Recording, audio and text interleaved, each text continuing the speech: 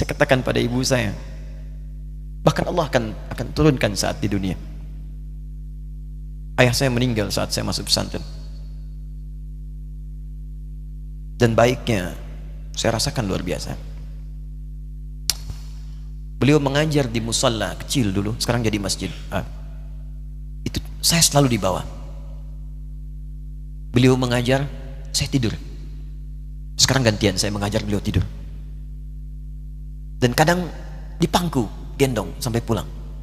Saya pernah sengaja pura-pura tidur untuk ingin tahu apa yang dikerjakan ayah saya di jalan. Jaga betul supaya nggak bangun. Begitu saya disimpan di kasur dan bangun, diajak bercanda. Saya mau masuk pesantren, beliau nggak sempat ngantar. Saya bertemu, beliau menangis, peluk saya, minta maaf, nggak bisa ngantar ke pesantren. Saya belum mengerti apapun saat itu. Saya bertekad, insya Allah saya belajar dengan sungguh-sungguh. Sepekan 2 pekan saya dapat panggilan pulang. Saya tanya pada kakak saya yang ikut, sekarang ada di sini, di mana ayah? Beliau nggak jawab.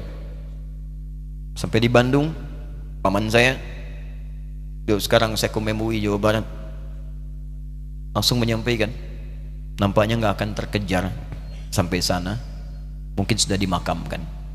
Saya ngerti, paham saat itu bahwa beliau telah wafat. Maka saya pulang. Maghrib saya sampai, saya dapati ibu di ruangan tengah. Saya datangi, saya menahan tangis, tidak menangis sedikit pun untuk membahagiakan ibu saya. Saya datang, saya peluk, saya temani tidurnya. Itu pertemuan saya dengan ayah saya terakhir di mimpi. Saya bermimpi melihat sudah pakai kemeja, tersenyum, mendadahi saya. Sudah. Besoknya saya cari ke kamar, ternyata Allahu Akbar, apa yang selama ini saya pelajari di pesantren, kitabnya sudah ada di kamar semua, sudah disiapkan. Saya menangis saat itu. Saya bawa mushaf. Jadi bapak saya, ayah saya, itu bajunya pun saat wafat dibagikan kepada sahabat-sahabatnya. Bajunya, kitab-kitab ini semua dibagikan. Ibu saya menunjukkan kemudian ada jam yang nanti nak pakai. Saya bilang simpanlah. Saya bawa mushaf. Dengan mushaf itu saya duduk di ruangan tengah, saya menghadap ke kiblat dan saya mohon kepada Allah, ya Allah, saya tak punya kemampuan lagi membahagiakan ayah saya saat hidup di dunia, tapi mohon jadikan setiap huruf dalam Al-Quran ini, ya Allah, pahalanya mengalir untuk ayah saya. Begitu saya bacakan saat itu, tak bisa saya berhenti, dan tiba-tiba langsung masuk ayatnya, artinya, posisinya, nomornya, gak pernah berhenti, masuk. Saya bertekad ingin berbuat baik. Puncaknya saya sekolah, ibu, ya Allah, saya ingin berbakti pada ibunda saya. Anda tahu apa yang terjadi? Demi Allah saya katakan, ketika Anda bersabar, ibu saya, bu, pak, itu krisis 97 Pak. Waktu krisis saya masuk pesantren, saya diberikan sempurna bekal seperti anak-anak lain. Rupanya ibu saya sudah tanya kepada santi-santi, orang tuanya, berapa bekal Anda kasihkan? Dikasih yang paling tinggi itu dikasihkan pada kami tiap bulan. Saya terima. Satu kali libur saya pulang dari jauh, ibu saya tersenyum melihat sedang jemur pakaian melihat saya. Begitu saya tiba, kaget saya.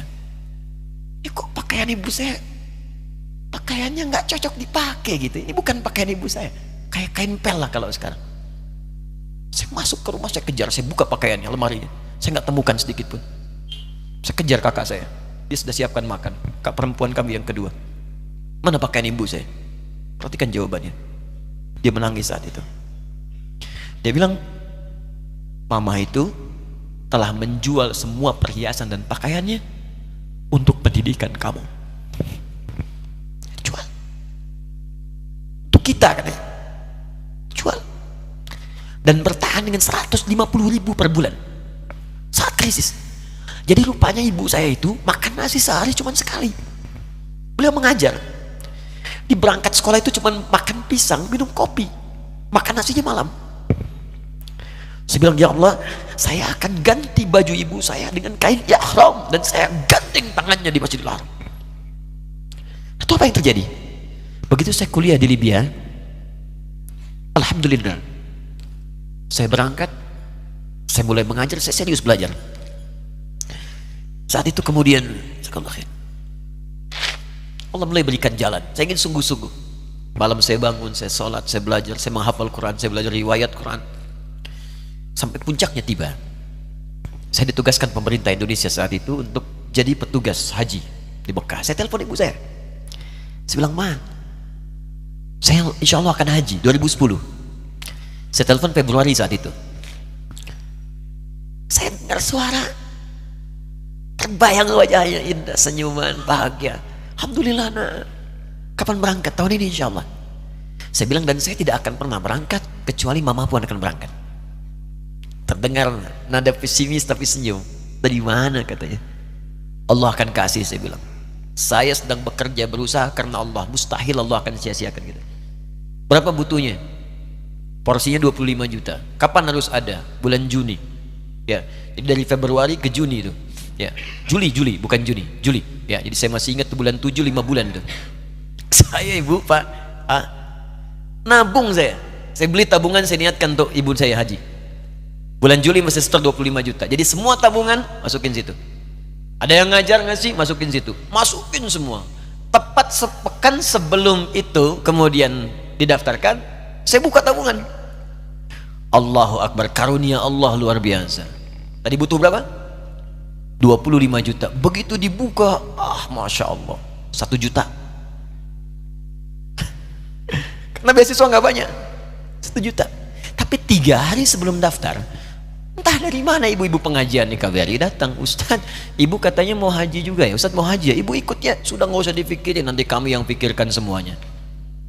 Tiba-tiba dikirim, bayar porsinya di sana, dapat koper paling besar. Bayangkan, tadinya kopernya belum datang, telepon lagi, nak koper belum datang katanya. Saya bilang, Ma, tenang aja, apa hajinya nggak jelas ini? Tidak jelas, saya bilang, insya Allah. Ya. Nah, cuman beritanya berbeda. Begitu saya telepon lagi, Ma, gimana bisa? Nah, telah keluar pengumumannya. Kapan, Ma? 2013. Loh, kan saya hajinya 2010, nggak bisa, harus 2010. Lihat kalimat ibunda saya. Nah, jangan pernah mengambil hak orang lain. Allah kasih 2013, alhamdulillah. Saya bilang, Ma, kita tidak harus mengambil hak orang lain, tapi kita meminta kepada Allah yang memanggil kita. Boleh jadi Allah akan berikan tambahan kuota pada tahun ini. Doa lagi, minta, datang ke masjid. Tiba-tiba ada sidang oki di Istanbul saat itu, keputusan 1.000. Setiap ada 1.000 muslim, 1 kuotanya. Saat itu Indonesia dapat tambahan 22.000, termasuk ibu saya ada di situ. Ya, acara malam Al-Qadar 27 Ramadan, malam masih ingat betul, saya jadi MC dengan rektor pada saat itu. Saya nggak pernah bawa handphone, tiba-tiba handphone itu saya bawa, berbunyi kemudian telepon itu. Saya minta pada rektor izin, saya angkat dulu, diperkenankan. Saya kemudian ke belakang masjid, saya angkat. Tiba-tiba saya dengar suara sudah menangis. Nah, katanya, kenapa, Ma? Alhamdulillah, Mama bisa haji.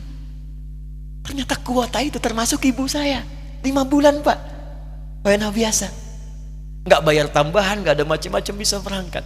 Begitu saya berangkat duluan, saya tungguin betul di apartemennya, di maktabnya sampai datang. Begitu sudah datang, saya nggak sapa, saya lihat dari jauh. Bahagianya saya bisa mengganti pakaian tadi yang lusuh dengan kain ihram. Saya perhatikan, saya ikuti dari belakang. Di lift, saya ikuti. Di jalan, saya ikuti. Begitu sampai Masjidil Haram, saya gandeng tangannya. Ma, kita sama-sama. Labbaik Allahumma labbaik. Labbaik la syarika laka labbaik. Saya tawaf, saya gandeng ibu saya lindungi supaya dapat kenikmatan dalam tawafnya.